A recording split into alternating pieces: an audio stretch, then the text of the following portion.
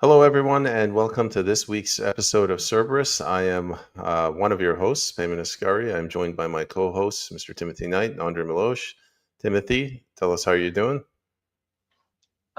Today's a good day. It's gray outside, but I've been busy getting Substack primed up and very active, so I'm excited to find something new to score along.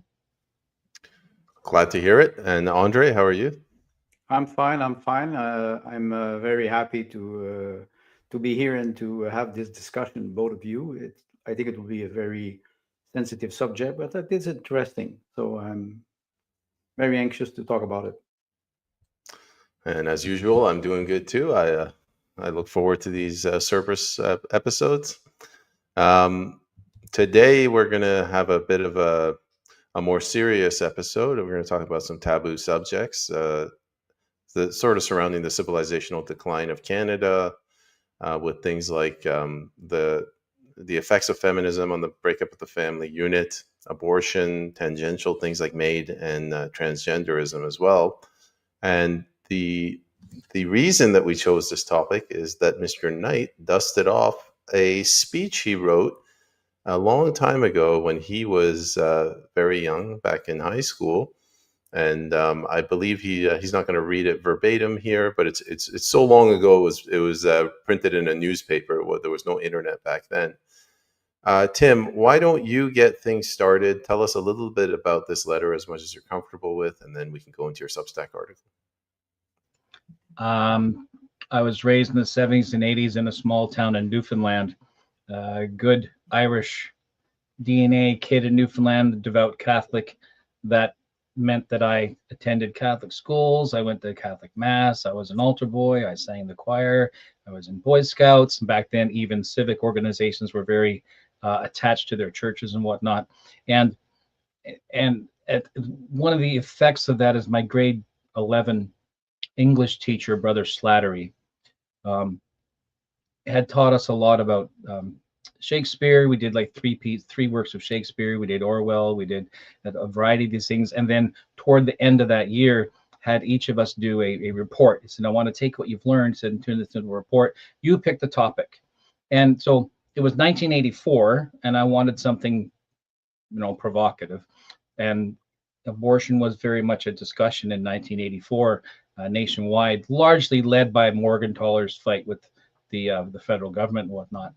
So I wrote this speech for English class, and I got a B on it because it wasn't very good. But the school debate team coach was also a teacher, and he had heard about this. He said, well, Brother Slattery says it's pretty good. If we were to tidy up and make it speech ready, would you be interested in using it in some of the civic public speaking competitions that we participate in? So like the Lions Club, the Rotary, and other similar organizations had competitions, speaking competitions, debate competitions, etc. And I thought, well, that'd be kind of interesting. Let's try that out. So the result was a competition with the Lions Club public speaking. Had the 3 or 4 minute speech made out of it, and I won. And it was the first speech that had been printed verbatim in the local newspaper. So it was kind of a big deal. And then I went and joined a Rotary competition with the same speech the spring afterwards, and I won that. And that resulted in a week-long event in Ottawa with not an exchange event, but about 270 other kids from across the country had gone down to with the Rotarians, and were with the Rotarians in Ottawa. So we toured embassies, the Parliament, House of Commons, the Senate, and the Supreme Court of Canada as well. So it was a really, really great experience. And over the years, I've forgotten about the piece, and I've had other things that that I have an aunt who just sent me a letter, and then she never sends me anything. So I was very surprised, and I read it, and what she had handed back was this envelope that you see in the photo with the newspaper cutout. And so I thought, well, that's really that's it's nostalgia. So I shared it with Payman and Andre, and they said, okay, this is our show. right? So this will anchor the show. So what I then did was I went to all our Lord and Savior Google and had them converted into text, and then now what you see is the article digitized and on my Substack. So if you go to my Substack at More Salt by default, you'll be able to find that particular article. So that's the genesis of how we got to this episode today. Maybe could you actually speak to the content of your speech, your letter? I wanted to do something different because at that time, everything in the public sphere, the newspapers and CBC, was using a lot of legal language, using a lot of technical language, and a lot about the mother's rights and the right of the father, or the right of the state, or the influence of the church, et cetera, et cetera, et cetera. Because at that time, that was still very much part of our strata, right? Was the influence of the church, and of course, being in a Catholic community, we all knew what to expect. So what I wanted to do that was different was to focus solely on the development of the child, and to identify that development made the baby unique, and being unique from the mother meant the mother had no right to take the life of the baby. So that was the push of that. And the title, The Slaughter of the Innocents, is actually a direct Catholic reference to Herod slaughtering the babies in Israel that were 2 years and under when he tried to find Jesus, baby Jesus. So that period, that in history, the Catholics record as the slaughter of the innocents. So that was my direct Catholic reference. Do you, Andre, do you want to add anything? Otherwise, I wanted to bring up a Substack article. Well, I can just maybe talk about the title, why we chose 18 Days Later. When I read the text of young Tim Knight, first of all, I was very touched because it was very good. And what struck me was this period, 18 days. And that's why I suggested the title, because it's life starts very, very early, and we are not aware of that. And you have many interpretations. Tim will go through those interpretations and we will comment. But I think it is important to mention that the text was very beautiful, very well written for a young man that after that evolved. Like he said, he forgot about it. Of course, when he shared the newspaper article, it was badly digitalized. We had to struggle, but it is not a long text, but I was very touched. So I want to thank him for that. And it spoke to me. I could read it easily because it was written at like a 10th grade level. So it was right in that sweet spot where I can actually understand it. I'll reserve my comments until later about everything here. But Tim, I'm going to bring up your Substack article and I'll let you go ahead and tell us what's going on. So in my speech, I used the phrase 18 days later is when the heart now formed begins to beat. And the idea there is it's not even 3 weeks since conception. The mother has no idea, that she's pregnant. And so even before her own awareness, the baby already has a formed heart. In the research I've done yesterday, this particular document identifies that it's around 22 or 23 days. So clinical in the week 5. The reason why there's a difference is because this research identifies the start time as the time of ovulation, and it actually includes the potential human, so the potentiality of the egg and the potentiality of the sperm, which is an interesting concept because where many pro-lifers are pushing the point of conception, that research actually suggests that the potentiality is included into that definition. So that was very interesting. So you're at the 3-week period from ovulation, successful and successful, zygote, right? Successful implantation, 3 weeks. And you already, now it's not a 4-chambered heart, et cetera, but it is a functional heart, even by clinical definition. And that's where you find today's title, 18 Days Later. It identifies physically and biologically, you are a unique being separate from your mother even before anybody is aware. And I thought that was a very interesting point. This particular bit of research that I used Google Gemini to do, and then I cleaned it up and prepared it for publication, goes week by week after week 10, I believe, and gives you the larger hurdles, right, that identify it. And this particular bit of research also has a very interesting angle in that it says the mother's body is built to reject foreign material, virus, et cetera, and yet the baby, in you could say, hacks the mother's immune system by actually turning the mother's immune system into the baby's favor. And that's very interesting, because how can you do that except by design, right?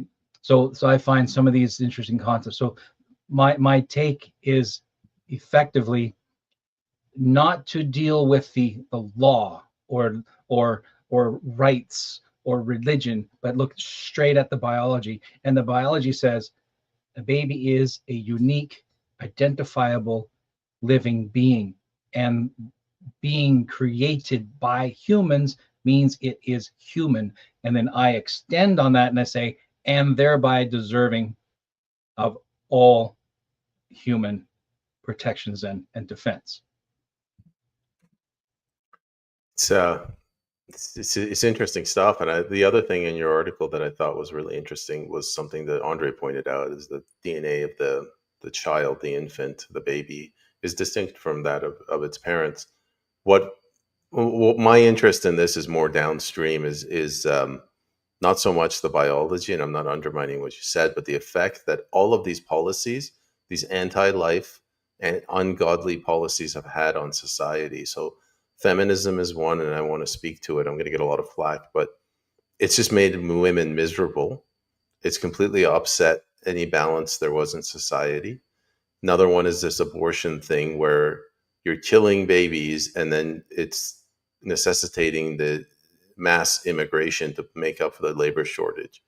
And it ties into maid as well. Like a lot of the girls that I talk to, that live in the urban centers, when I speak to them about the issues of maid, they somehow tie it back to my body, my choice. Like they say, because this might be used as a stepping stone to take away my right to abortion, I can't oppose it.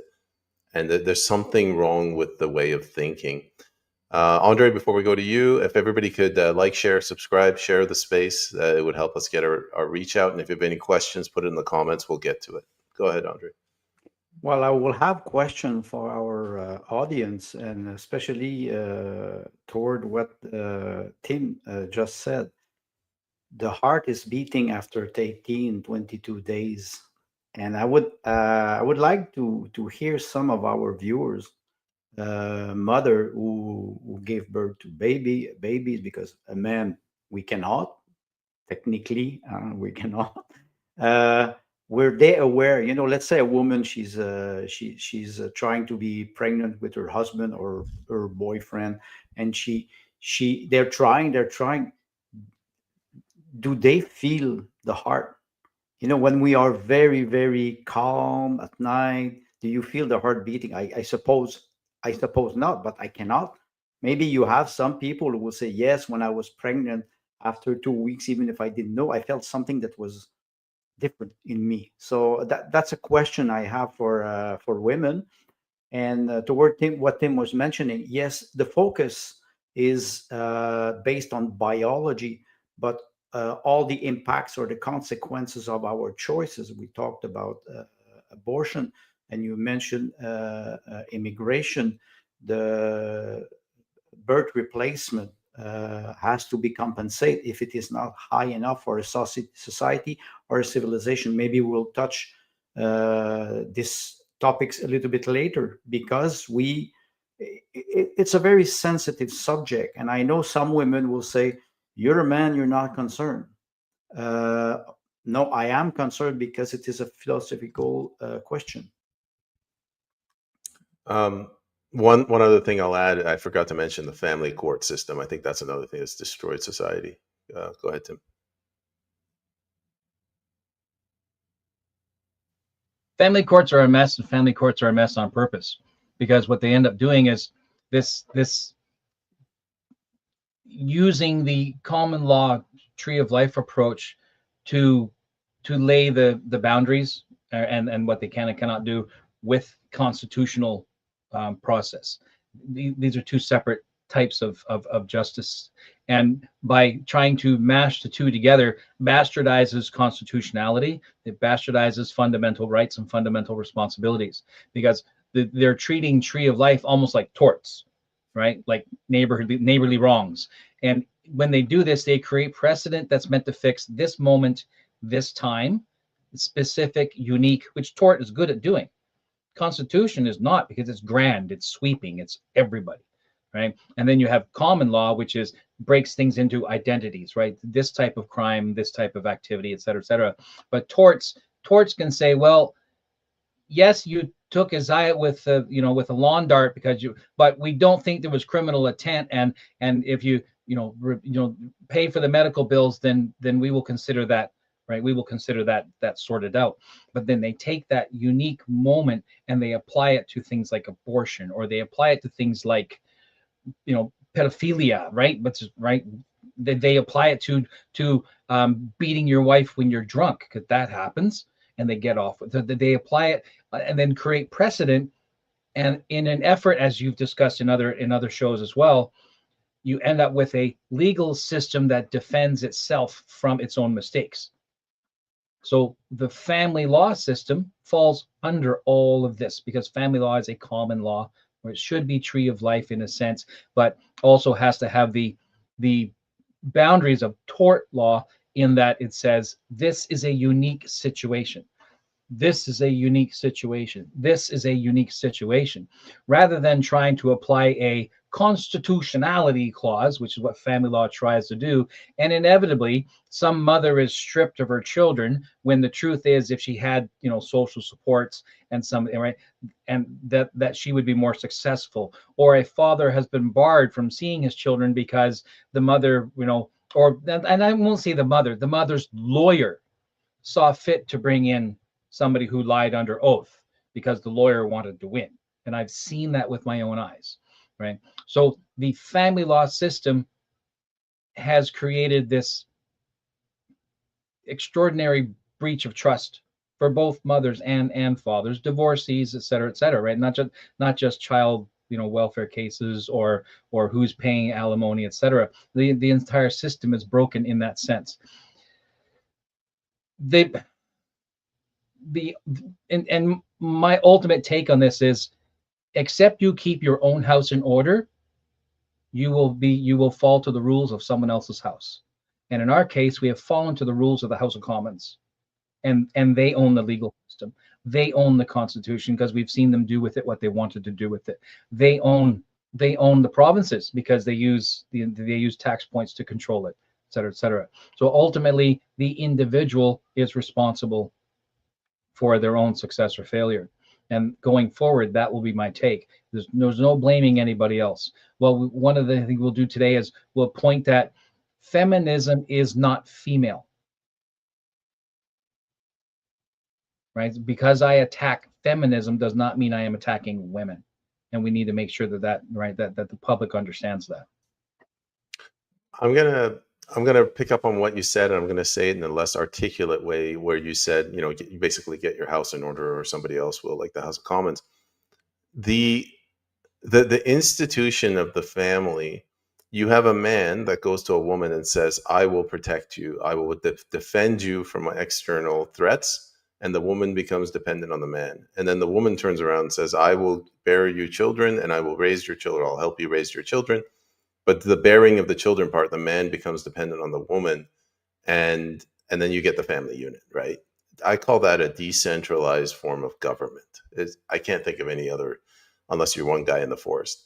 The state hates that, because the state wants centralized form of governance, and they wanted to split that up.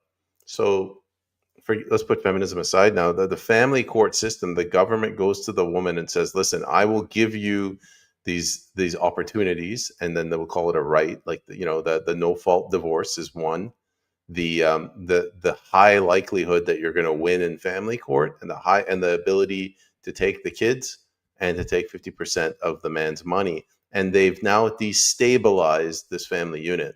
Now, if you think that's sexist, they could have just as easily done it with the man. I don't, for whatever reason, they didn't. I mean, they could have screwed over the woman and given the kids to the man. You get to keep the money. We'll make sure, like, wink, wink, you win in family court. But as soon as you do that, you introduce that and you break up the family unit, the woman is now dependent on the state.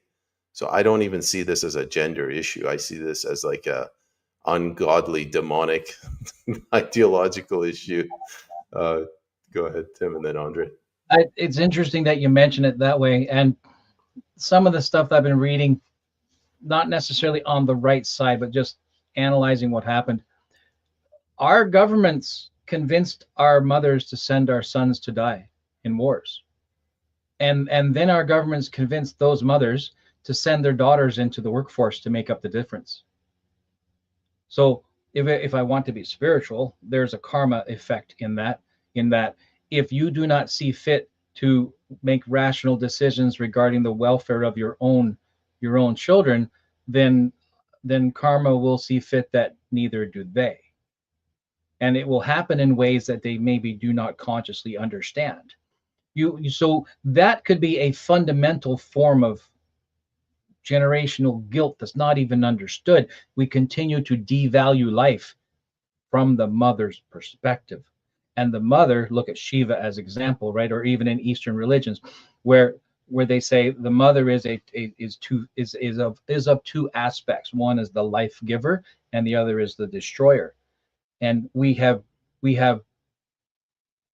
put mothers increasingly into the destroyer position, which is not her favored aspect. She's capable, but it's not her favored aspect. It's not what she's initially designed for. And we take away the young men, we put the young women to work, and we give them this is, you can do, and if you repeat a lie often and loud enough, eventually people will believe it. I'm not saying that women should be, naked, barefoot, and in the kitchen.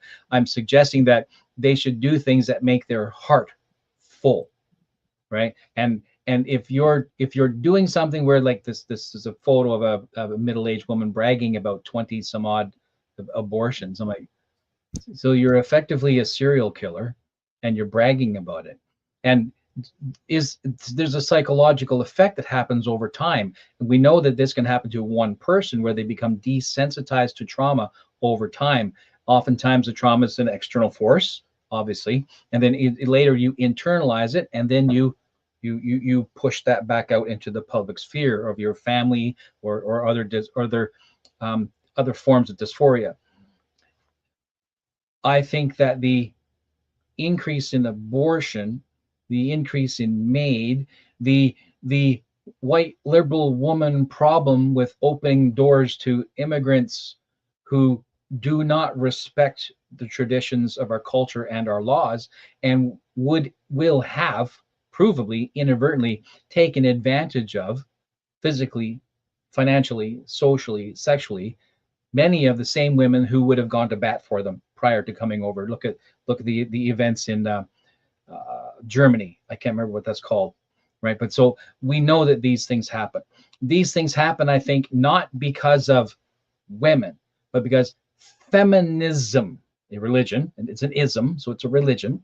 Feminism has foisted upon 3 generations of women that they need to be this way in order to get respect.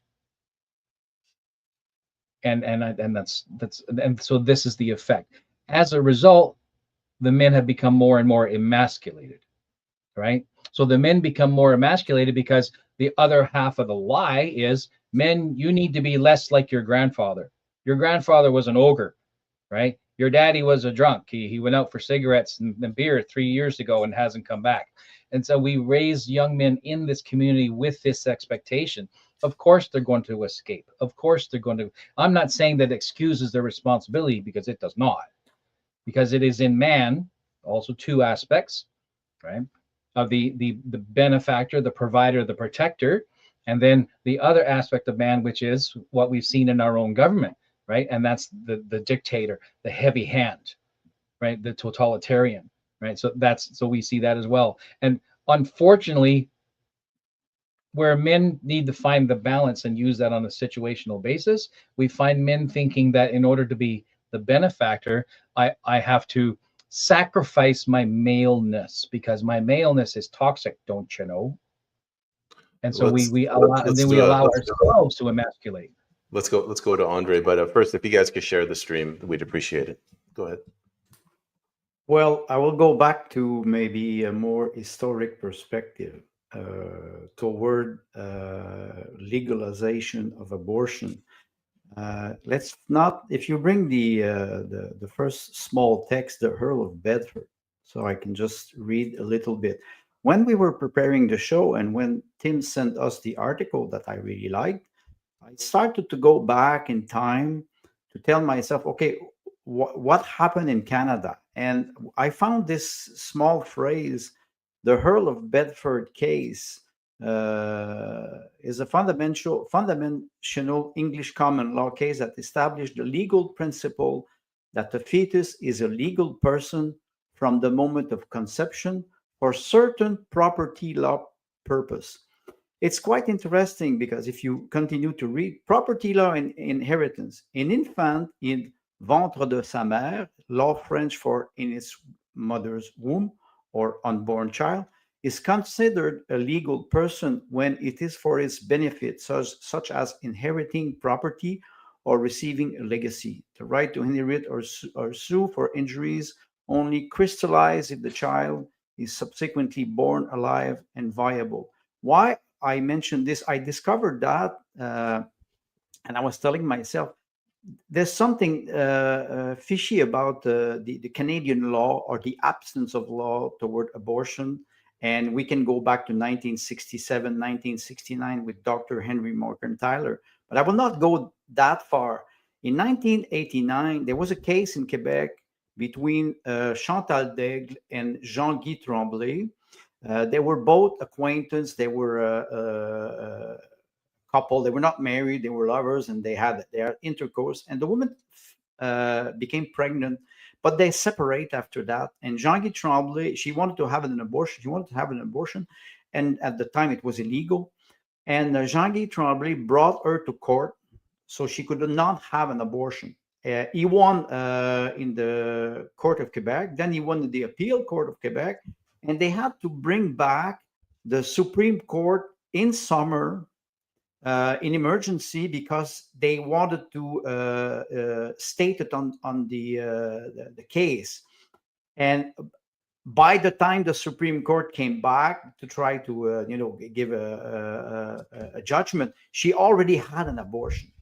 And after that, the Supreme Court ruled for her, saying that the common law will precedes the Civil Code of Quebec. So they wanted to make a political statement saying that if it is Canada, the Civil Code of Quebec does not apply.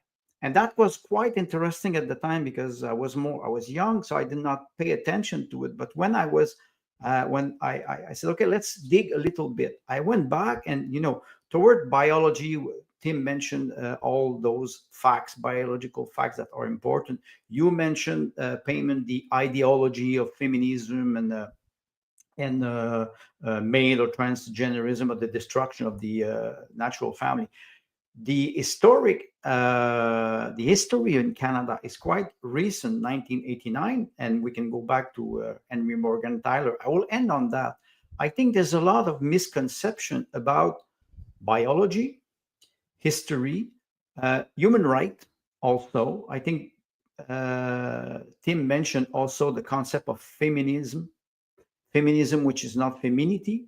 And I will just bring back one thing that happened in 1922 in Moscow during the Soviet Union era. They legalized abortion in 1922, and they had to make it illegal in 1925 because the number of abortion were raising exponentially. Why I say this? Tim mentioned something.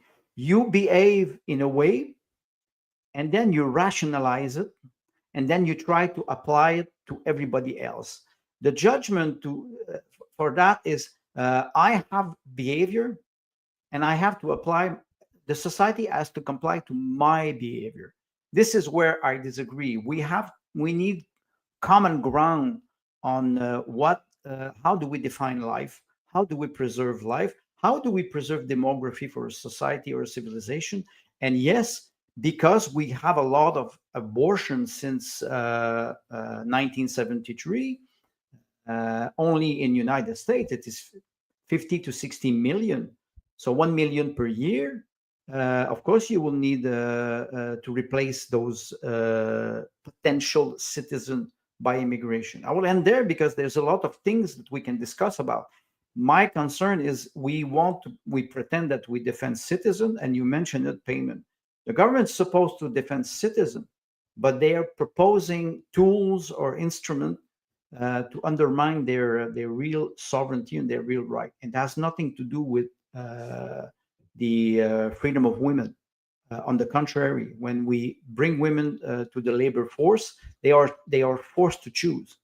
They are forced to choose: do they want to have children or do they want to have a career? And most of the time, they are coerced. I hope the word is right, into one mold or one model, because else they will not be respected, like Tim mentioned. I kind of agree with you on the last point, but I wanted to talk about you and I, Andre, later on. We're also doing another podcast after this with Dale Richardson on the same topic. I was talking to Dale yesterday, and we were talking about the issues with feminism and what it is, what it isn't, how it's corrupting people's minds. And I told him this is academic, Dale. When you go out there and and I asked him, I'm like, have you ever had this conversation with feminists? And he goes, yeah, they usually just lose their mind. They start shouting at me. We have corrupted people's minds, and it's not just feminism. On the campaign trail, I talked to the older generation, 80 to 95. They spent their entire youth fighting or promoting or supporting healthcare. Now, there's nothing. I'm not saying the healthcare is wrong, but what they did was, the way they did it was wrong, by taking out a loan, making eventually their children and grandchildren pick up the tab for that. So they fought their entire life for this system that was not sustainable, and now they feel like it's a right. And when I say a right, like we use the word right for property rights, free speech rights, mobility rights. And if you go to them and you go, listen, the system is just not sustainable. It costs too much money. We can't sustain it. They say, I don't care. It's our right. You're taking away my right to healthcare. It's the same thing with women. Feminism, young women specifically in the cities, feminism has corrupted their minds, as you pointed out, Andre, where they have this mentality that if they, let's be honest, like if you're a stay-at-home mom, you're basically a traitor. You're committing treason. You're a cave woman. So they've brainwashed them, and you can't have that conversation. It has spillover effects into things like MAID, and that's where my interests lie. We can't fix this country if we have people that have been brainwashed. Feminism is a trauma bonding tool. It is Stockholm Syndrome. To think about it for a second. Feminism is a trauma bonding movement. You're a stay-at-home mom, you're a horrible woman. Right? You're a career mom, you can't have children. Right? So they're literally creating and eventually you either love the ism or you isn't part of it. Right? So feminism is Stockholm Syndrome in action. It just dawned on me. It is. And I have another question too, and that is, I wonder how many of these women who've had abortions have committed suicide afterwards. Well, I could maybe answer to that, because the idea of an abortion is a medical practice, huh? And it is not without consequences, biological consequences, or consequences on health, the health of the people. Not only the physiological health, the psychological help, because you arrive at a point, let's say you're a young woman, 18 or 19 years old, you become pregnant, but you want to go to university, you have an abortion because it's legal. And you meet a young man 5, 6 years after, you start to have a family, but you don't tell him that you had an abortion. I had the experience with some young women that I met. They were always a little bit more shaky psychologically, not always I would say they didn't have a big self-esteem. Why I met them? Because I think at the time I did not have a good self-esteem. Uh, I think it has an effect, but most of them would not admit it. They would not speak about it freely, not because they're ashamed or they feel guilty. They don't feel comfortable speaking about it. And this is something that I've noticed. We were talking about the legalization in the United States in 1973, with the consequences of 16 million abortion in 52 years, 50 million, let's say the low number. And I took this extract of text on internet, and I called it 18 days later because it was the text of Tim. But I wanted to point out that the legalization of abortion in 1973 didn't make the abortion legal, but there were abortion before. There were abortion before, maybe not up to the level that we saw from 1973 until 2022 when the judgment was overruled. But people, they were still going to have an abortion, and the pressure, I would say, the religious pressure, the social pressure would forbid them to have an abortion. But in 1973, it flipped. After that, it was common, and you could not question the motivation. Sometimes it was the family, sometimes it was the boyfriend or the peers that they were putting pressure. Let's say you're a teenager, you're in high school, and you're pregnant. After that, you cannot show yourself because you will be judged by the group. And I think there's a psychological effect that we do not analyze enough. That's one. My concern is toward those individuals who, after that, will live with this event. I will not judge the event, but will live with this event for the rest of their life. There are consequences. Tim mentioned something important: the unknown consequences. I could call it even the karma.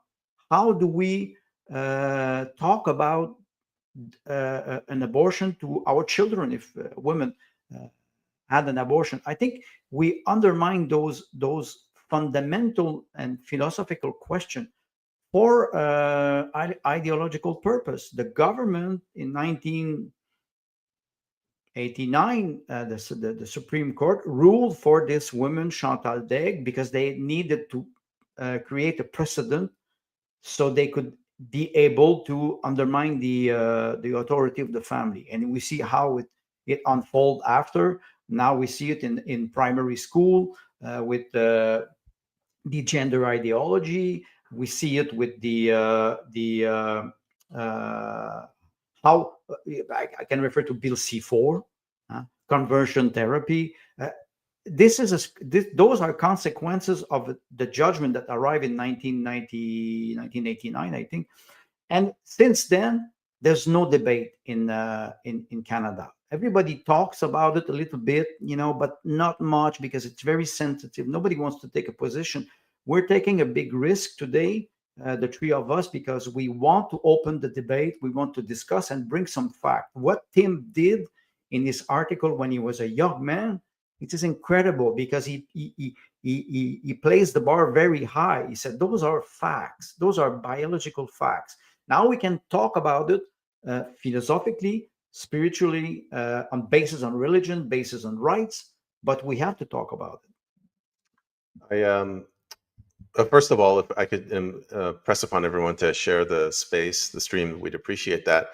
I wanted to more and more. I get the feeling it's not about abortion. It has nothing to do with that. The example I gave earlier about healthcare, it wasn't the healthcare, it was the brainwashing of people into believing that X is a right. And it's the same thing with abortion. So let me give you a couple of stories very quickly from my life. I had a friend, he found out when he was, I don't know, 15, that his mother had had an abortion. When, you know, and he got crushed. He's like, he didn't talk to his mother for weeks. He goes, I could have had a brother or sister. Now, I'm not judging the mom or whatever. I'm not saying anybody should have gone to jail, but I'm just saying he's a 15-year-old and he understands the value of a life. Another family, a friend, it wasn't an abortion, but it was a miscarriage. And they speak fondly of that. They say, you know, oh, we could have had like another brother or sister. During COVID, my well, actually the last couple of years or last year, my dog, she whatever, she got she was pregnant, and I wanted to go on vacation, so I took her into the vet. I was hoping I could sneak her in so she could get her mandatory vaccine, so I could board her. And the vet said, we can't do this because there's a risk of miscarriage. She might get a fever, and the puppies. So contrast that with vaccines for pregnant women. They're like, the CDC has issued that these are safe and effective. So it's that they're brainwashing. I'm taking it back to women now, young women, that they have made it so that they don't value life. Like that's the issue here. It's not that it's abortion is legal or illegal. It's that somehow throughout this process they've taken away the value of life. Go ahead. And this applies to the men too. And I know it's not as simple as saying, guys, keep your zipper up, but it comes back to personal responsibility. If you are not prepared to start a family, then take appropriate measures that don't include having to kill your own child. And so and to use more sarcastic, angry language, if you're prepared to kill your own children to maintain your own bougie lifestyle, at least be honest enough to admit it, right? Rather than hide behind my right, my choice, because the truth of the matter is you're killing a child. And it could even be legally argued, even genetically, this is not your property. This is a unique individual separate from you. And that we even have to have that conversation is the fallout of let's go back to suffrage, late 1800s, right? Go back to women becoming actively involved in the political scene, and men having to step back out of these traditional patriarchal structures. And I'm not saying that they were all good, but when Marxism takes these imbalances that are in patriarchal structures and amplifies them by pushing and saying, women, you need to be more vocal, you need to speak up, you need to this, you need to that, you need to that.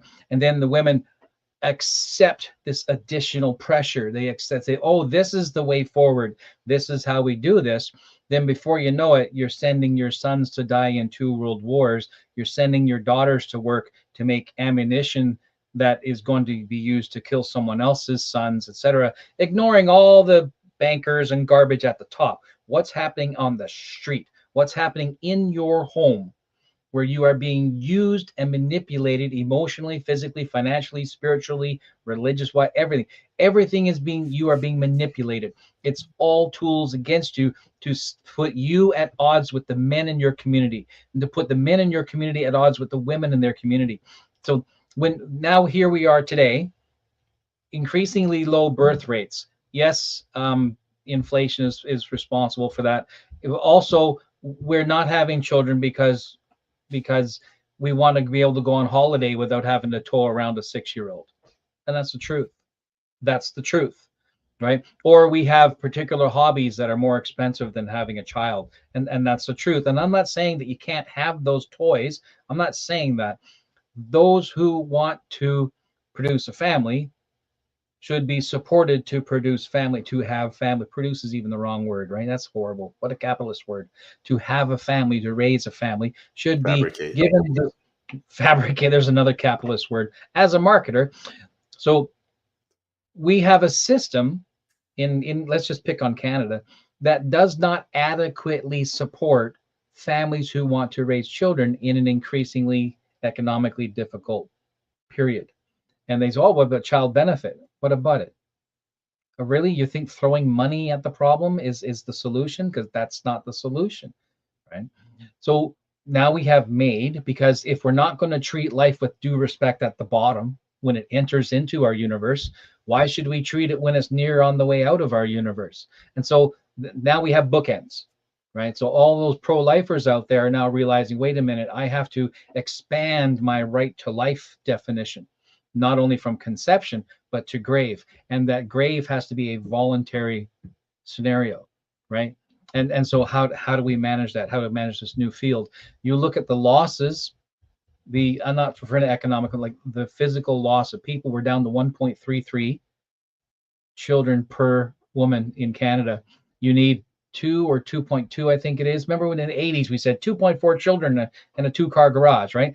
So you need upwards of double our current just to sustain. That's just to sustain. That's not for growth and development. Meanwhile, the other nations that we're bringing in, and I don't refer to immigrants, I'm referring to the nations that we are bringing in, have very different worldviews than we do. Most of them are very traditional, very family centric.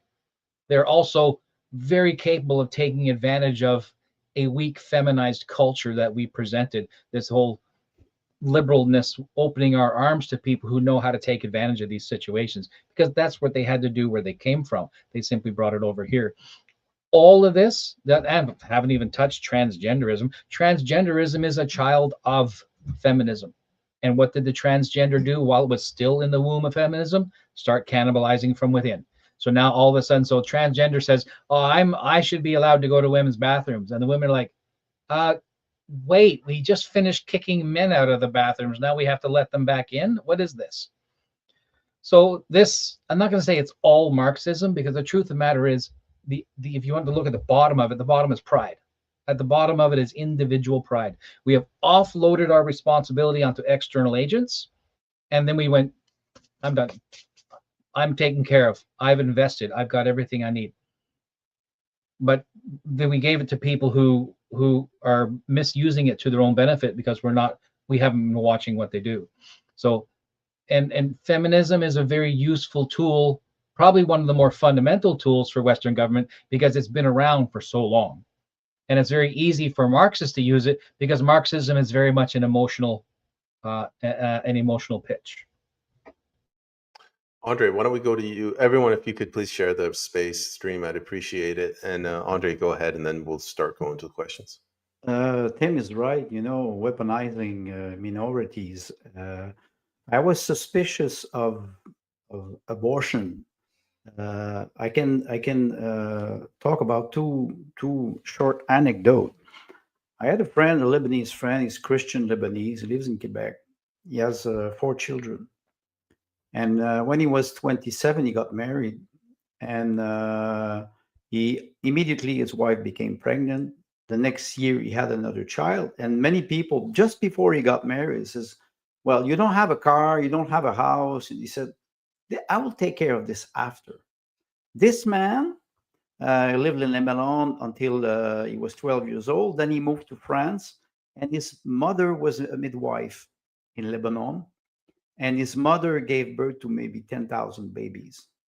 And he was helping his mother. And for him, family was the center of the universe. And he said, we'll have baby and we'll manage after. That's the first anecdote. And now he has 4 children. My own daughter, she was 27 years old. And she was with her boyfriend. She was happy, but one night she came and we were talking, and she says, "Oh, we have to save the planet. Maybe we will adopt a child." And I said, "What is it this about saving the planet? You don't want to have children? Okay, that's your choice." When she became pregnant, she was surprised. It was not the plan, but she became pregnant. She had pregnancy. She gave birth to my granddaughter Opal, and after that she changed completely.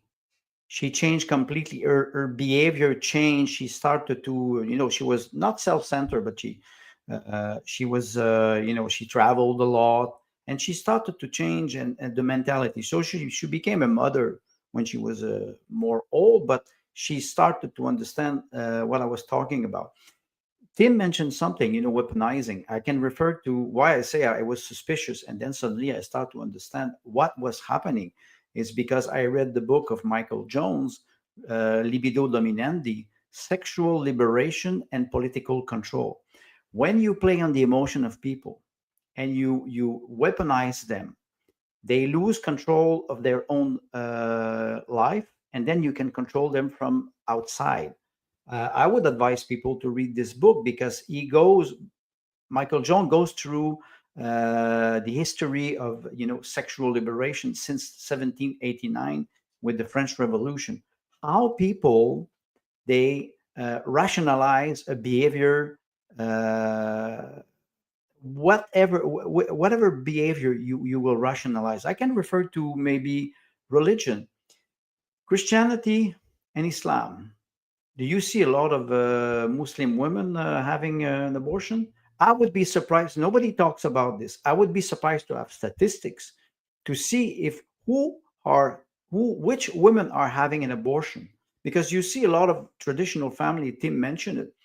They have families. They have let's say 3 4 children, and they're very happy about it. The birth replacement is 2.3, like Tim mentioned. In Quebec, it is 1.2 now. In 2024, not only we're not making children anymore, but we are proud of it. And then we are angry because we say we will be replaced, our civilization will disappear. Well, we're responsible for this. We are not. I'm not advocating for people to change their behavior in one day. Think about it. Think about what we're talking about today, because it is something that most people don't want to talk about. They just avoid the problem, and then one day they arrive and they face a fact. This is what is happening. Like Tim mentioned, we reduce the amount of population at the bottom, and we reduce it at the end, and in the center with sexual gender ideology, we reduce it too. So I say to people, just think about it, and do not jump to conclusion too fast, because it is also a philosophical problem. So I propose we go to the questions because we have a lot of questions. So Tim, I'll let you quickly respond. I was thinking, while we're adding all of these modes of depopulation, let's throw in the opioid crisis too. Right? You mentioned people in the middle. I'm like, oh, what's in the middle? What are adults doing? Drugs. Okay, we'll keep that in mind when using a point. Good observation. So I'm going to go through the questions. I haven't really curated them. I hope none of them are inappropriate, but I'm sure we'll get some people that are angry at us. So let's go with JT. Our society's largest problems are simply due to not getting to the root of a multitude of issues, i.e. abortion, so as to not offend, maintain political prowess. I think that's very similar to what I said. Like, it's not, the issues are never the issues. It's not abortion. It's not healthcare.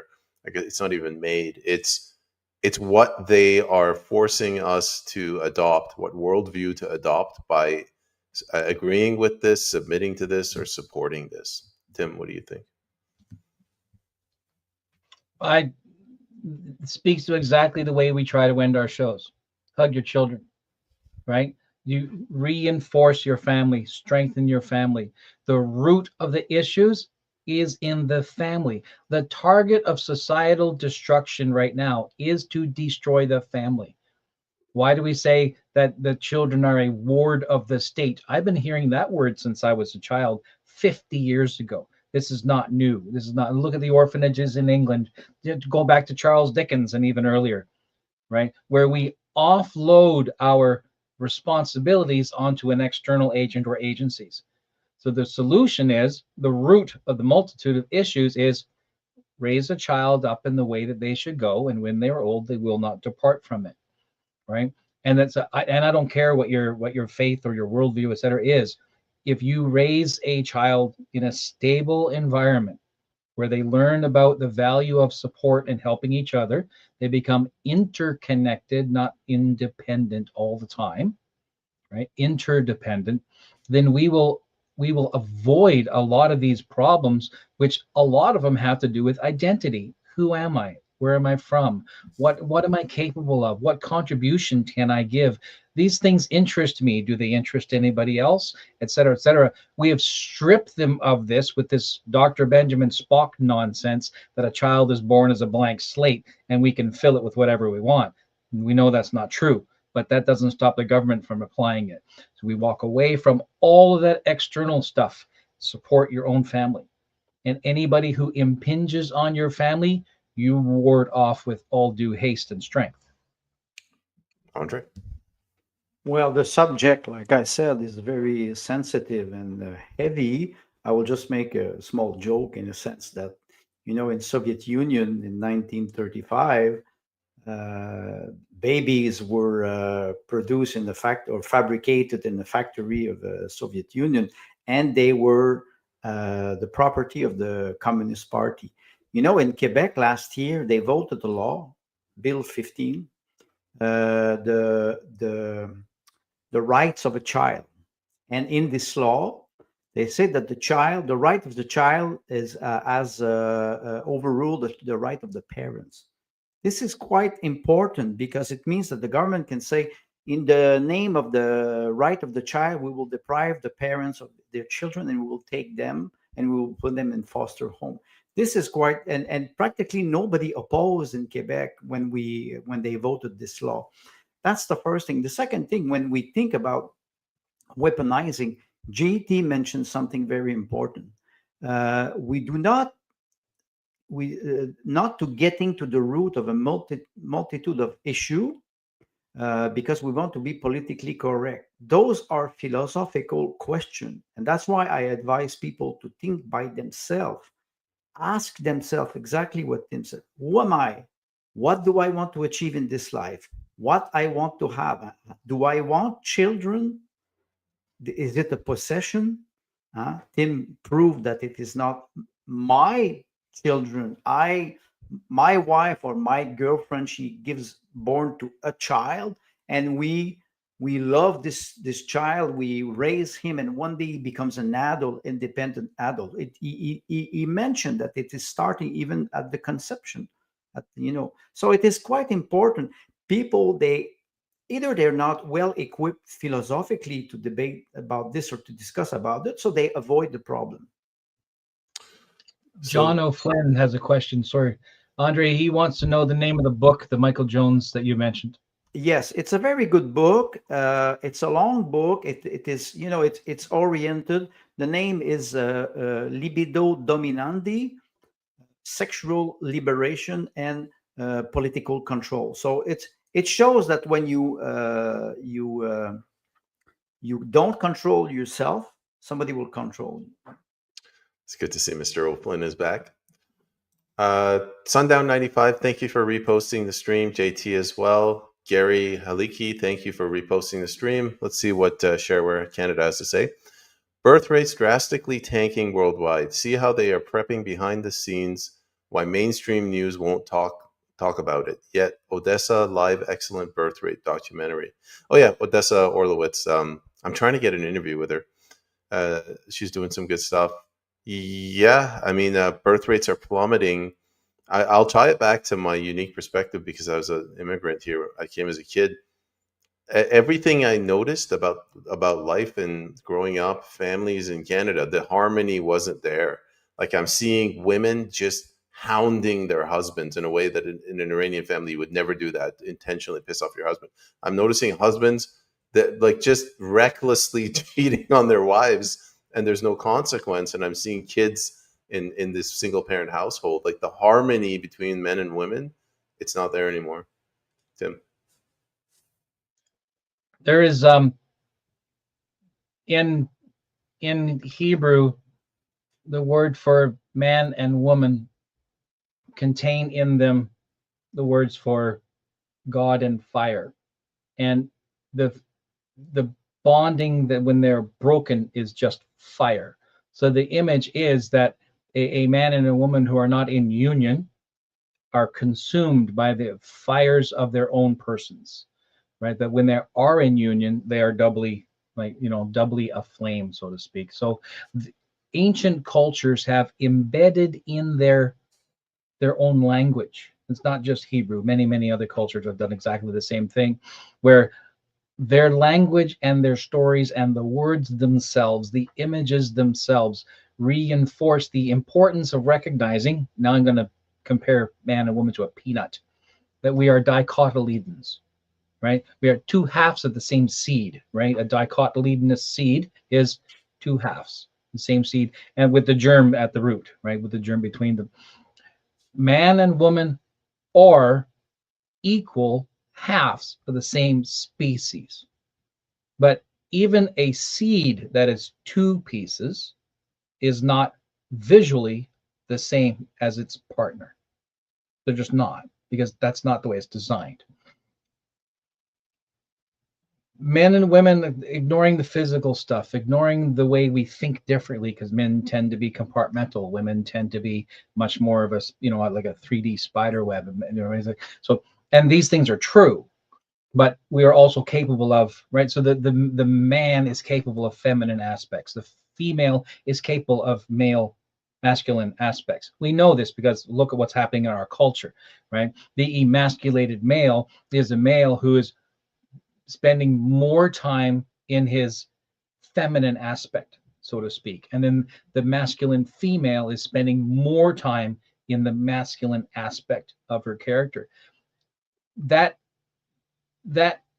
creates friction between man and woman. It creates friction because it's saying anything he can do, I can do better. Anything, right? I can do better than him. And when you're a child, a little girl or a little boy, and you're finding out and you're figuring out, all of this is your mind and your soul figuring out its place in your society. But if you're still behaving like that after your teens, after the formative years, into your adult years, then you're going to be doing what you see happening in universities. You're going to be out there spray painting statues and other, ridiculous things, because you're still acting, you're still behaving like you're still trying to find your way. Only someone's taking that James Dean teenage angst and weaponized you. And that's smarter minds than us are able to, over time, over years, over decades, manipulate entire cultures. Look at the series that was on TV some years ago called Mad Men, right? That was Edward Bernays, right? Who was the psychologist who brought psychology to marketing, right? And then when that became useful, governments and other think tanks, etc., began to go, oh, we can use this too for ourselves, and already using what had been successfully applied, right, in Russia and later on in China, and begin applying it to the American model or the Western model.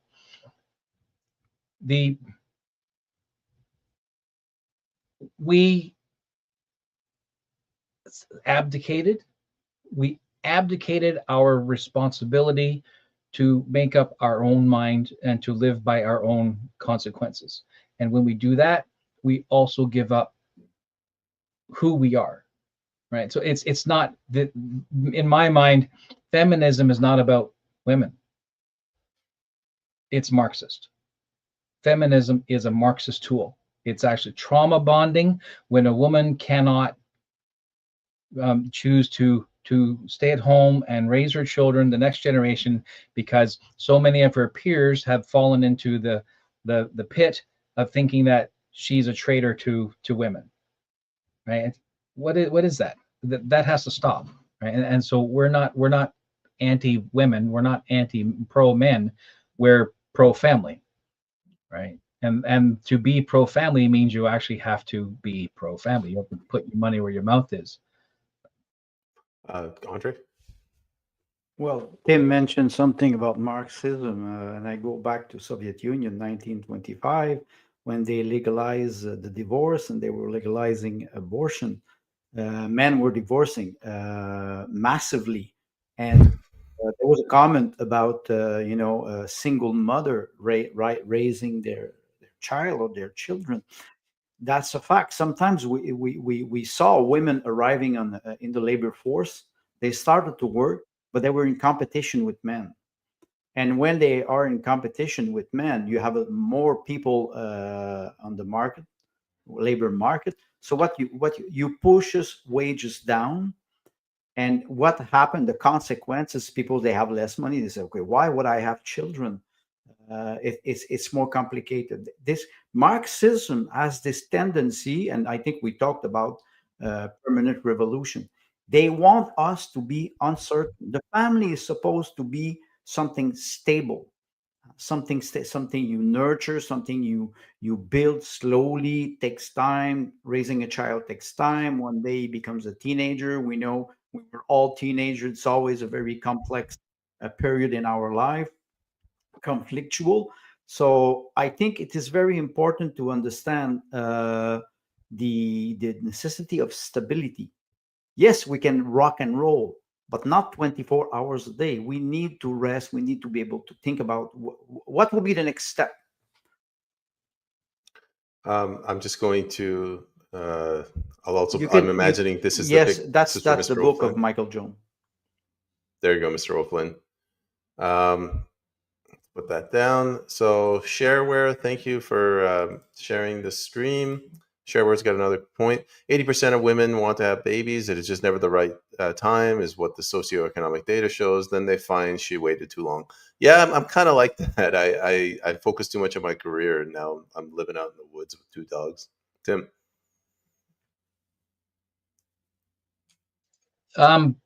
There's a comment above, Granddaddy-o, fatherless homes are a root issue.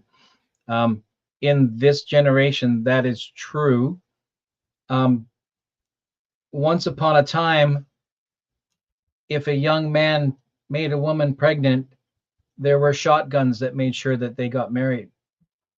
And both families, knowing that maybe there might not be, love as the cause of the bond, and more just, the momentary, physical attraction, but having created this life, have immediately entered into a bond with their community. And so the two families support this structure. And as it's not always good, because we're humans and pride gets in the way. But the fatherless home, and there's another line somewhere saying something like 60% of families in Vancouver are single mother homes. There are I'm not saying this is all, and it could be a very small percentage, and I believe it is so, but there are women who are intentionally getting pregnant because they continue to live their own lives and society is paying their bills for them through our social net. So we know that abuses do exist. I'm not saying it's a lot, but I'm saying it exists. We've offloaded men, let's point the finger, have offloaded our familial responsibility, which is actually our right. Let's put it that way, a divine right. Let me put it right to the extreme. It is my divine right to father my family. It is not another man's right to provide supports to my family, like child benefits or medical benefits or et cetera, et cetera, et cetera. It is my right. And we have for many, many generations, in support of our social democracy, which is still socialism, it's just soft. We have offloaded my responsibility as a father onto external agents and external forces. So why should it be a surprise? Why should it be a surprise that my son behaves the way he does? And I'm not saying he does, this is a hypothetical, right? Is when our sons are out having trysts and dalliances and making babies and then walking away because there's no consequence. Because there's no consequence. So we have a society permits you to behave in this manner, literally causing these issues, and we permit that. So the men have a high degree of responsibility for the situations that exist. So the young mother with 3 children by 2 different men, who's right, it's and instead of living on welfare and whatnot, all of this can be avoided, and it can be avoided by a healthy family at the beginning. Because when a young woman and a girl child and a boy child see a healthy relationship between the adult, the mother and father, and yes, that takes time, but when they see that, they emulate that. Why is there so much noise and going through the school systems to wrestle away the children's minds from that of traditional family values? Because they know that the parents aren't doing it. So it's easier to do it at an education level, even if it's low granularity, meaning it's kind of coarse and kind of obvious. They don't care. They're getting away with it because they're not guarding the gate anymore. And so the only way to prevent it from happening in the future is to start guarding the gate. Andre. Well, Shareware is right. It's a natural process for a woman. Even if a young woman decide to have a career, she goes to university, becomes an engineer, doctor, whatever she wants. One day she will feel the biological time, 35, 40 years old, 45 years old. There's a lot of women. I don't say they regret. I just say they know that they chose something different. But why do you coerce women into always going into a career? Like you said, Tim, Payment earlier, we depreciate women who stay at home, who would take care of the children, like they will not have an education. Today we have a lot of ways to have a good education. It's not like 100 years ago. So I think Shareware is right. There's a lot of women who are waiting because of the social pressure, and after that, they I don't say they regret, but they, like Payman mentioned earlier, they are nostalgic. I am so the next one I'm going to go to is JT. I'm just going in order. I think it's only fair if somebody was watching from the beginning, their question gets addressed first. I know of women that were coerced when young to proceed with an abortion by their parents or teachers who regret it, but they often won't admit this publicly because society has taught them not to. I've never heard of that, but my sense of being a Canadian, it's got its limits. I came here when I was 6, and this stuff is all foreign to me. So, Tim, what do you remember? Oh, I think JT's correct because I've seen it. Um, it's we, yeah, it's because it's funny how, in spite of people out in marketing land wearing T-shirts saying I've had 14 abortions and bragging about it, that person is probably one of 150 million people who would say such a thing. Right? The vast majority of people who have um, been coerced into an abortion, they bear that and I think that's an extraordinary shame, and also that's a personal shame, because they were coerced, right? So there's so much for bodily autonomy, right? But then the feminists will paint it as, well, you're empowered, etc. The um, the culture forms the politics, right? I don't think it's the other way around. The culture forms the politics, and if we have a culture that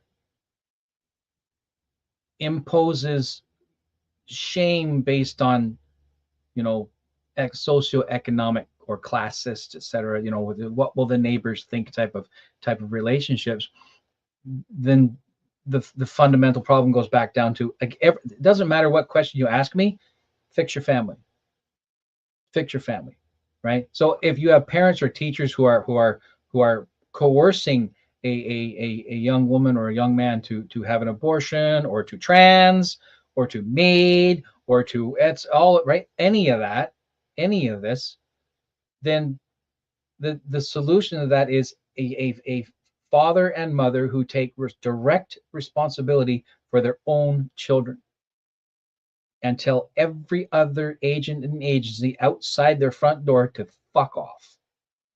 And we have to be strong about that. And if a family is making that effort, but it has weakness, then the extended family has an obligation, not just opportunity. Well, for opportunity, yes, an obligation to step in and assist with that. This is how you, the way to resist the encroachment is to build against it. That's it. To accept that there will be friction with the world and to build against it. So I think the solution to the rise in abortions, the rise in trans, the rise in MAID, the rise in overdose and drug use, the rise in divorces, the rise in single mothers, the rise in male suicides, the rise is, the solution is simple: family. End of story. Family. And if you don't want to accept responsibility for your own family and you have one, that sucks. And I have no solution for you except fix your family. And to fix your family, you have to fix yourself. And that's me pointing at me, because I have plenty of sin behind me. But it remains to be true. And I know that if you work at it, you will find success. Andre? Tim is right, and GT is right too. Many women were coerced. And don't forget one thing, toward MAID or toward abortion, they are considered health care. They are not. Do no harm for a doctor is that if you coerce somebody, a young woman, 14 years old, to have an abortion, you abuse your authority. You're supposed to be there to support and help physiologically and psychologically. That's why, the Bill C4, when it was voted and it was supported by the conservative, what they call the conversion therapy, was to be able to counsel people, to help them instead of forcing them in a, I would say, a fast solution that maybe the person will regret a couple of years later or will feel guilt. They will feel guilt. If they don't, they're not connected with their self and the reality. And I think GT is right. There's a lot of women who were coerced, and this is an abuse of power. We see it now with MAID also. Yeah, good point with the MAID. I don't know what Gary means by this. Tim, no Valentine's Day card for you. I don't know what it was in response to. I think I've been buying my own Valentine's Day cards for like a couple of decades, man. Well, me and Andre will send you a card this Valentine's. See, that just makes my heart happy. Let's see what Granddaddy-O has to say. All cults, like the modern left, have engaged in human, specifically child sacrifice throughout history. That is what the modern left abortion has become. It's ritualistic practice to appease and be accepted by the leftist herd. Yes, and we talked about this, and I'm going to pass it on to Tim and Andre, but I just say it's not just abortion. It's also with MAID. It's also with this fentanyl opioid crisis. It's anti-life. I don't know what other word to use. Tim? Ancient cultures have their springtime child sacrifice rituals to their springtime gods for a healthy harvest and for success and good life for themselves.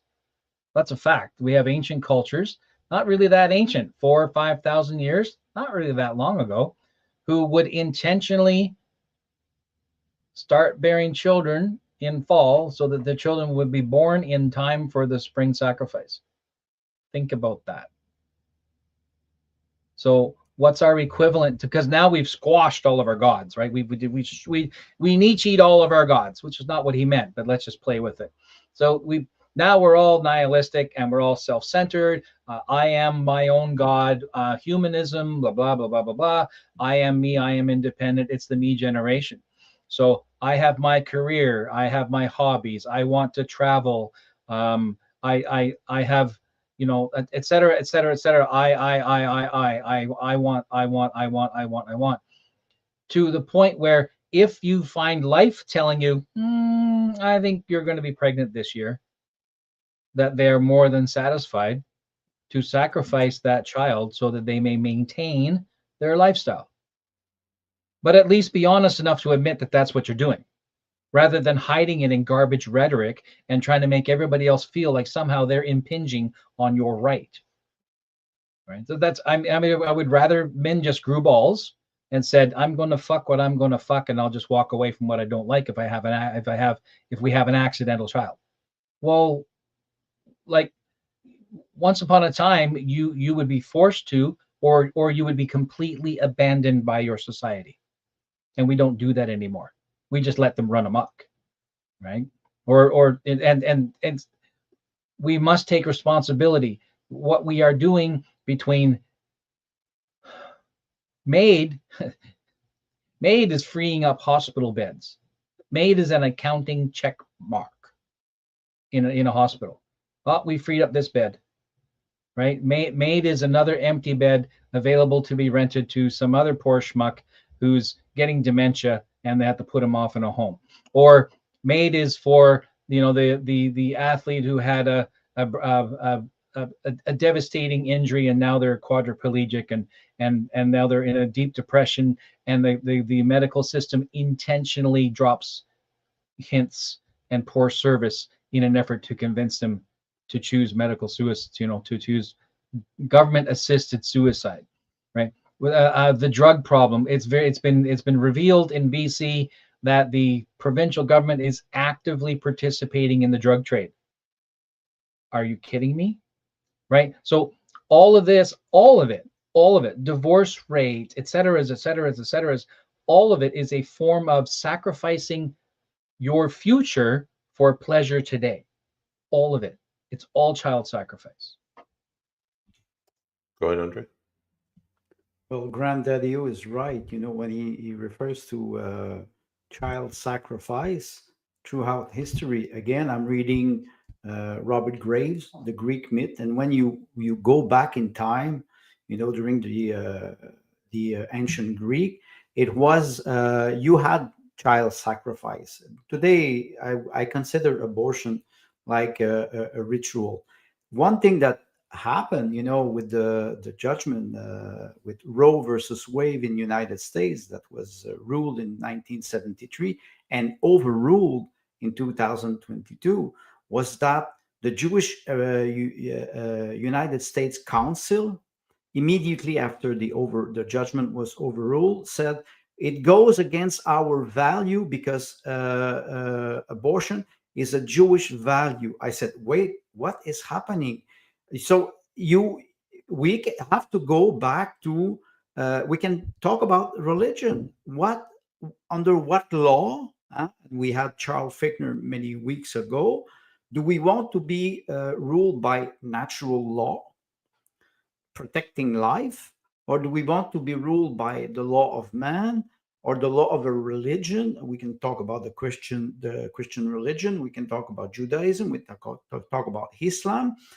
Which law we will choose? And I think it is important. I think Granddaddy mentioned it. It's important. Child sacrifice is not an ancient concept. It is a modern. It is an actual concept. I had a podcast last year with a woman. Her name is Maria Poumier. She wrote a book in French. I think it was translated in English. Merchandising Life, about abortion and about child trafficking. This book is devastating with fact. It's only fact. It is in Ukraine, it is in Europe, it is everywhere. And that child sacrifice, we have it. Let's not think that we are that modern and that progressive today. Let's go to a bit of a lighter comment question from our friend David Gardner. Freedom Conversation podcast. He says, I wonder what Isaac would say. And then he's like, Abraham, although Isaac returned to life. I don't know, real quick, do you want to comment, Tim? And then Andre. Isaac was never dead. There was no return to life. Isaac was never dead. So, yeah. Andre. Well, you know, asking Abraham to sacrifice his children, that was one task God asked about will you sacrifice? If you comply, you will be welcome in the kingdom of God. God was testing him. will he comply? And then after, at the last moment, he said, I will not sacrifice you. You will not have to sacrifice your child. Think about abortion. A young woman becomes pregnant. She has to make a choice, and it's a choice that will have an impact on her entire life. And this is why I say, I advise people. I would say some people who counsel those young girl or women, you cannot abuse your power. You have to be supportive of the person. That's why, you see that, you see it in UK now. Abortion clinic. You cannot even go and support women because they go to an abortion clinic. You talk to them. Some women, they support those young women, and with a conversation of 15 minutes, they say, okay, we will help you, and they go away from the abortion clinic. So we are not supporting them in a time of vulnerability. We're not supporting them. You know why the pro-life is losing on the political front? Donald They got no Trump. fucking money. No, they've got no money. They got no money. So abortion feeds fetal tissue to research. MAID feeds organs to whoever, right? What about overdoses? What happens to those bodies, the parts that are because those are not claimed by the family. Like there are a lot of these deaths that are happening in between, birth and actual, old age death. A lot of these deaths, the body is a closed casket. You have no proof that there's even a body in there. So the death industry, I don't know if I'm making a phrase up or not, but the death industry, the body industry, what we're doing with our organs and our fluids and our cells, etc., that's money. Planned Parenthood, for example, in the States, right, until very recently, the last 5 years or so, before their ego finally caught them on film, right, were millions and tens of millions of money into the pockets of politicians. Why is pro-life losing? You got no fucking money, right? You're living on ideology. You're not actually putting anything into it. You're not competing. You cannot compete. The pro-life cannot compete on a political front because money talks and bullshit walks. And I don't care if I'm sounding rude and crude about the issue, but the fact of the matter is, righteousness. What's that new phrase I learned? Righteousness without power is just an opinion. And so people who want to support a Christian value in the country, who want to support traditional values, who want to protect the right to life, etc., dying with dignity, all these other things, want to protect children so that they're not taken advantage of in our schools, and want to end child trafficking, etc., will continue to happen until you put your frickin' money where your mouth is. Even us here, the best we can do is speak about it. Individually, we are all doing different things. We're actually doing something about what we're saying. We're not just right. But on this particular show, all we can do is tell you about these things and share our view in the hopes that we inspire some of you to think about these things, and maybe that in your own way you find ways in which you can actively do something positive. And the reason why I continue to go back to supporting and strengthening your family is because everybody has one. And that's why I continue to go back to that. So, Gary, thank you for reposting the stream. Clown World, better late than never. I was wondering when you showed up. I don't know if you heard, but we're reading the comments in order. We're trying to be fair to the people that watched from the beginning. So we got Shareware Canada again. What is she writing? I agree, Payment. I have two daughters in their 20s. They absolutely want to have children, but they have more arguments as to why they won't or can't. Tim addressed this a little bit earlier when I said I got involved in my business and I'm in a forest with two dogs. What he's saying is society allows this to happen. This was the old, kick in the butt where it's like you live with your parents, and then you get married and you live with your wife. but we don't have that anymore. So you can just go to the bar every single day. Tim? Yeah, this again goes back to, so if we want to evolve this model of family first, you expand it. Let's say Sue brought this up. We didn't bring it up because it was a long comment, but it's an interesting point. What happens when a spouse dies young and you're left with the family? Well, that's what the extended family's for, right? because we are told never leave a widow without protection, never leave a child without a father figure or a mother figure, right? So we are told that. So that means your extended family is still family, and they have roles and the capability of providing. So in the situation where, like, I have three daughters, right? And two of them, the younger ones, are saying, yeah, I would like to have a family, but the financial thing is ridiculously difficult, and there are really very few men out there who know what they're doing, right, and willing to make that commitment. So these things are extent you that becomes an issue of extended family. If I'm fine, and we're doing this ourselves, our own selves, if we're finding that a member of our extended family is in financial trouble, then we don't make loans, we give them money. We give them labor. We arrange for traffic. We arrange for housing, and we because why? Because you're family, and we just deal with it because you're family. If we plan to fight back against a crooked and evil government that's hell bent on getting rid of us off of our own land, feel like I should inject a land acknowledgement, right? And getting rid of us off of our own land, then we fight back by strengthening our family, and we don't make loans to our family, maybe dollar for dollar. No usury in family. That's ridiculous. That's not family, right? It's so the yes, the children growing up today look at everything and they go, "Wow, how's it even possible? It cost me $1,000 to rent a bedroom in someone else's house," and it's true. How do we do this? Well, you all have to get, if you have to be under the same roof to find a way to make it work, then make it work. In the 80s and 90s here in the valley, we had what we call the monster homes, and these were Indian and Pakistani families that have been in Canada for a long time and finally had put their money together and went, we're going to build these great big massive 7-bedroom 5,000 square foot 2-story homes on a big hunk of property, and we'll have 3 generations live under the one roof. And lo and behold, they were the wealthiest people in the town. Why? Because they were smart about it. And once upon a time, our European families lived the same way. But since the Second World War, we have sacrificed our interdependence for the me generation.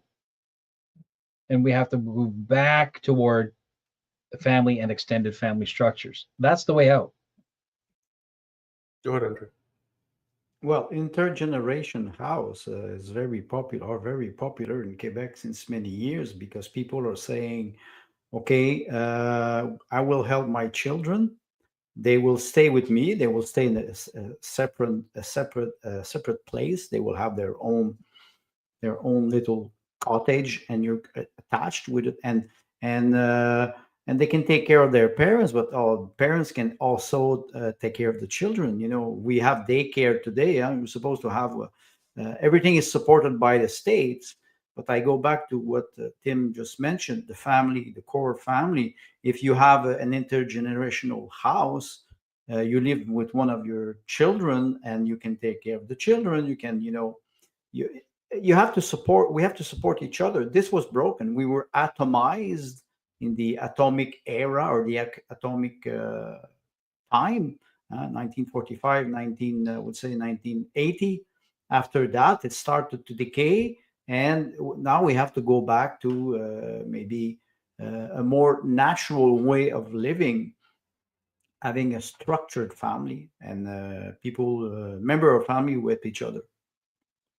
So I want to, maybe we can do one or two more questions. We've already passed the 90-minute mark. But Andre, there's a specific question for you from Clown World. You're pretty popular. Andre, could you please share some examples that we are apparently proud not to have more children? Well, apparently proud not to have more children. I think people are proud. They're proud of their car. Like I said, when I mentioned my friend, the Lebanese friend, proud of their car. They're proud of their house. It's the to have instead of to be. And I think there's a lot of people who fall for it, and they after a certain time, consumerism is one thing, but it's empty. Children, they bring you love, they grow, they're different from you, they challenge you, you stay young with them. I think that's one thing that we have to value more, instead of just having goods. Works for me. Imagine, if you will, it's the 1960s and you're the major marketing powers in the West, particularly America, and you realize my marketplace is completely saturated with all of my washing machines and toothpaste and et cetera, and I really have no way to expand to get more investment and to make more. How do I do this? I'm like, I've got 100 million households in America, and I'm full of they're all buying all my stuff, right? They're all. How do I do this? Well, yeah, but each house has 7 people in it. What if I just start marketing to the individuals inside the house? Well, that would work, but how do you sell, 5 tubes of toothpaste? Well, if the children are in college, right? So, and I separate them from their family and I make them independent, and I make them, they buy their own car, right? They buy their own insurance, they pay for their own utility bill, they have their own cell phone, they have their own, right, hobbies, they have, as I separate them from family, then I've effectively doubled my marketplace.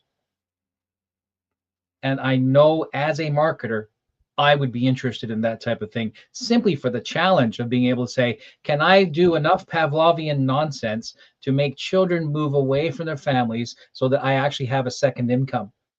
Because now my utility, they're getting me a utility bill as well. I'm not just getting one hydro bill. So the people who were in the monster homes here in the Valley back in the 90s had 2 families for 3 generations living in one house, one hydro bill, one internet bill, right? 2 or 3 vehicles that managed everybody's needs, et cetera, et cetera, et cetera. Whereas our Western European mindset moving into the 60s became much more independent. All their movies, all their TV shows, when you go to college, when you move away from home, when you do this, and that's how you get to my generation. Now, grant you, I'm early on Gen X, so there's a considerable number of Gen X are younger than me. But when we grew up in the me generation of the 80s and get into the 90s, by the time we hit 20, we'd already been completely inculcated. Is that the right word? Right? Indoctrinated to believe I have to live on my own. I have to have my own car. I have to have my own, I have to pay for my own hydro. I have to pay for my own this. And in so doing, we satisfy the companies who needed to expand their marketplace. And so we find ourselves in situations like this. The inevitability of an economic crisis is the fallout, and we see that because now families are retracting or contracting. They're contracting, so that young women and men are no longer wanting to have families because they're trying to hang on to what's left of the comfort of the 90s and the zeros. They're trying to hang on to what's left of that, right? So the solution, what's the solution to not having babies? Make babies, right? What's the solution to a broken family? Fix the family. These are fundamental. Where are we? Shareware Canada says, I saw a stat that said 60% of children are being raised in a single parent home in Vancouver, specifically mothers. This is a major issue. I've talked about this with lots of people that ran for school board trustee. Emily Dugan, that's the girl who told Justin Trudeau to get the fuck out of this province.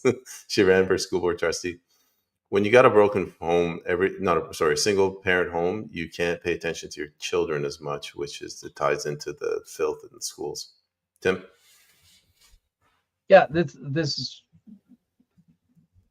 it's all Marxism. So all of this is the fallout, the effect of Marxism. What was that line? The result is intended, right? So even if something happens to a society or a culture, not directly expected, like an expected result of a large scale experiment or a large scale test, even if it gets you to where you want to go.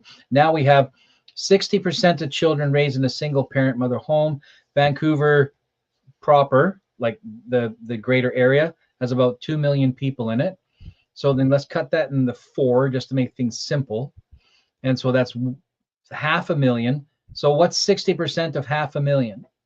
So 400,000 youth in Vancouver are being raised by a single mother. It's probably more than that.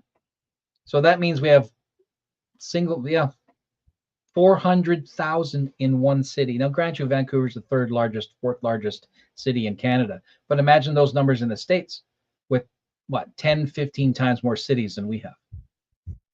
Right? So what is the inevitable collapse?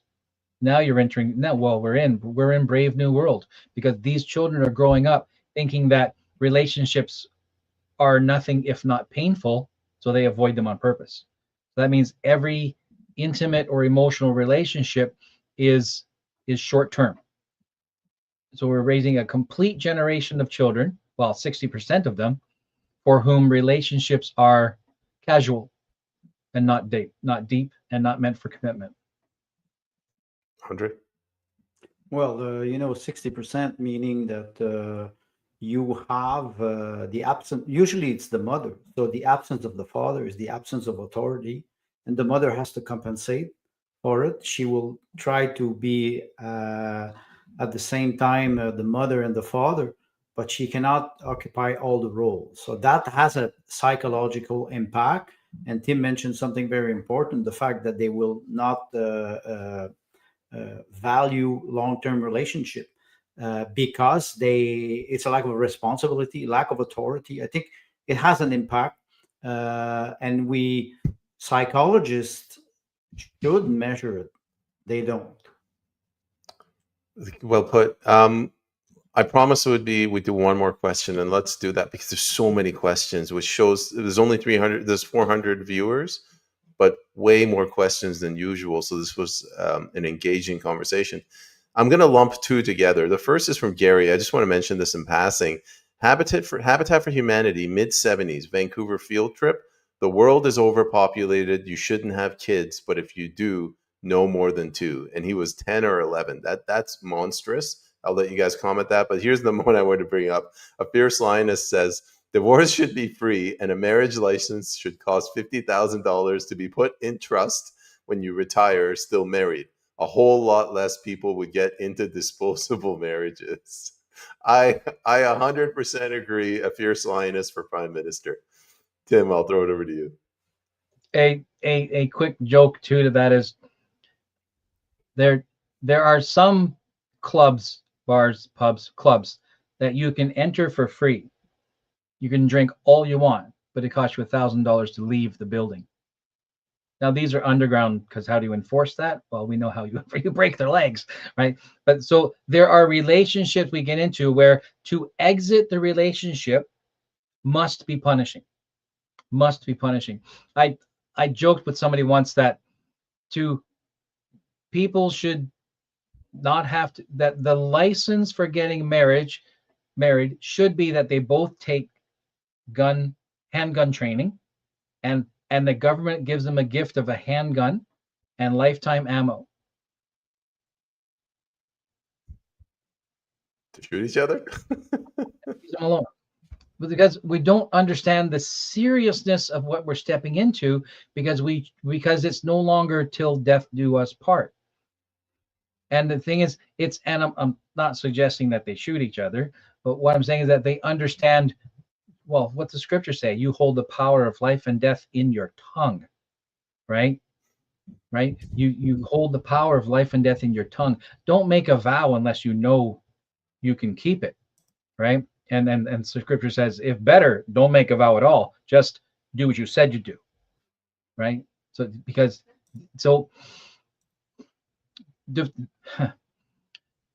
the government doesn't care if you are married or common law or divorced. They're going to get your money anyway. The only reason we even recognize marriage or recognize common law or recognize divorce is because our culture still has a particular religious connotation attached to this. This is why you bump into the definition of marriage, because the Christian church has a different definition than the state. Obviously, the state's definition is only interested in a tax status, right? So that's all they're interested in. The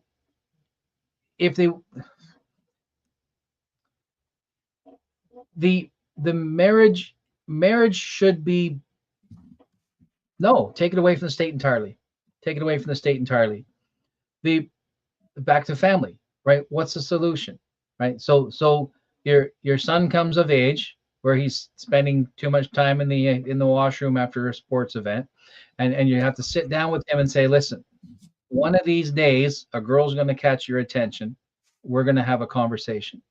And that mothers have the same conversations, mothers and aunties and cousins with their daughters, and fathers and cousins and uncles and grandpas have their same with their, right. Yes, lawyers are a real problem too. The legal system is entirely bent on getting your money.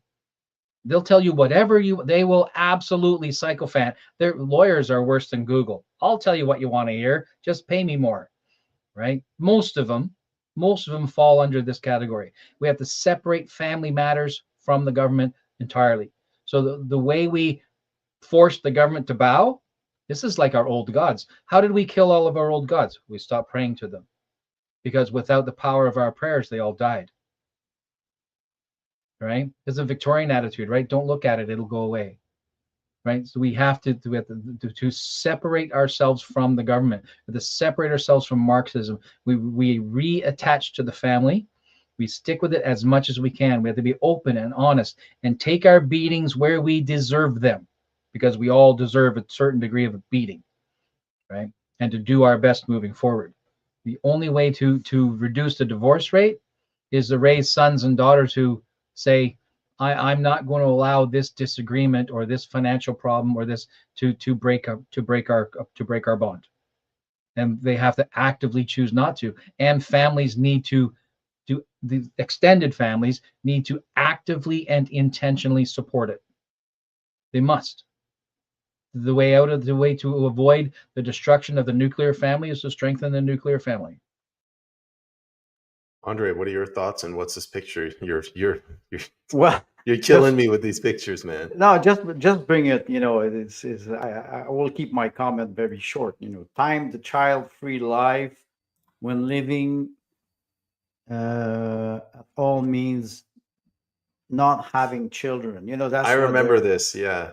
That's what they were advertising all the time, and they are brainwashing young people because they are not aware of the choice that they will do when they're 20s in the beginning, and when they will arrive at 40, they will say, okay, maybe I have a career. Some of them will be happy, but eventually they will feel emptiness. This is a natural process of life, and the more we age, the more we feel this. Why we have children and grandchildren is because they bring us joy, and I think we have to be able to inspire people. And we always use this word, and I go back to natural law and Charles Fichtner. Following natural law. I think it's important because this is propaganda. No, well put. For the audience, so apologies if we didn't get into your questions. This time we did it a little bit differently. We went chronologically. So whoever was here first, they got their questions answered preferentially. We only got through half of the questions. I'm very sorry. This is a serious issue. We're not dodging any questions. But I think we had a pretty good show. It was good engagement, and we got a lot across. And I think this is a conversation that needs to be had more often. I will say one final thing. Mr. Malosh and I, we're going to be on a podcast with Dale Richardson later today at 5 p.m. Pacific, 8 p.m. Eastern. We're going to be talking more or less about the same thing, but specifically on feminism. So Andre's a philosophical expert. Dale's done a whole bunch of literature review, and I don't know, I'm just going to try to keep up with these guys. But try to join us there. We'll be on X. Is there anything else you two gentlemen would like to add? Maybe next week, what we're going to be talking about? Well, I can just say that the next week I will have a podcast on the philosophy of information about the monopoly of credit with Dr. Oliver Adorn. It will be Thursday night at 8 Eastern Standard Time, based on the social credit system of C.H. Douglas. So we will have a first interview in English, and week after it will be an interview in French. So if people wants to assist, it's quite interesting, especially now comparing where we are economically. It's a very hard burden, actually. Tim, do you want to make a plug for your Substack account? Yeah, I just started Substack. It's at More Salt by default on Substack. We are slowly, I believe, gravitating toward using Substack for Cerberus at the gate. So a rebrand is somewhere in play. We'll be preparing art and moving any articles that we prepare, any research that we end up using, graphs that I build or whatnot, will also be housed at that Substack. So when the time comes, we hope to centralize things and give you more of a what to do and where to go after the on air, light goes out. So that's what we're planning for the future. And we said we're going to do a little teaser for next week. Unless something earth-shattering happens in Canada, we were thinking about talking about World War II, how not enough people went to jail after the Nuremberg trials, and how everything from World War II to now is related. Like we got the wrong people in power. These are ungodly people. Again, unless something dramatic happens in Canada. Yeah, I just need to draw a fatter teaser than that. Why don't we just say something like explore an alternate history where Hitler was right? Well, it's already If, dramatic, so we will be in line with the political agenda. We'll see. We'll see. Well, I don't want to incur the wrath of anybody calling me a Holocaust denier, but a big thank you to my co-host, and a thank you to the audience for joining us for another episode of Cerberus. Bye, guys.